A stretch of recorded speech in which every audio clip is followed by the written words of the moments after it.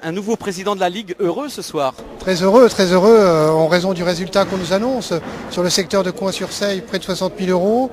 Si effectivement sur l'ensemble des secteurs on a une telle progression, ça va faire un très gros chèque et ça va nous permettre de monter beaucoup d'actions au profit des malades et de leurs familles.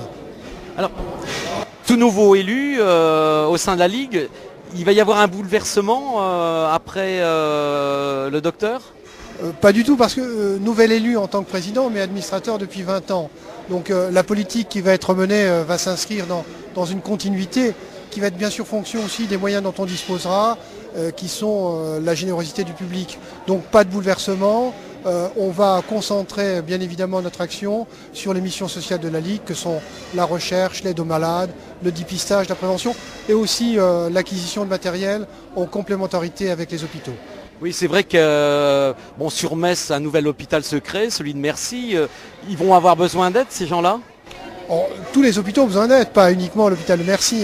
Le secteur de la santé est un secteur extrêmement fragile.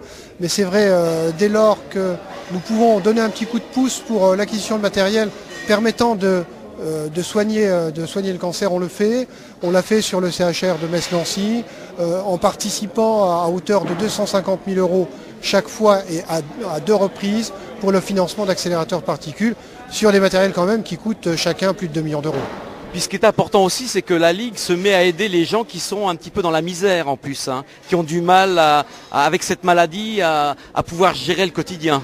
C'est vrai, mais c'est depuis un petit bout de temps déjà, sauf que ces 10 dernières années, on s'est aperçu que le nombre d'aides était de plus en plus important, le nombre de demandes d'aide était extrêmement important et nous avons multiplié le chiffre par 9 au cours de ces 2 dernières années. Donc là aussi, c'est une problématique qu'il faut prendre en compte dans le cadre du financement des actions à mener par la Ligue.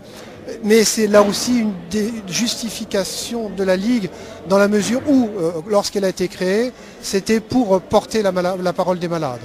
Donc porter la parole des malades et les aider, y compris sur un plan purement financier.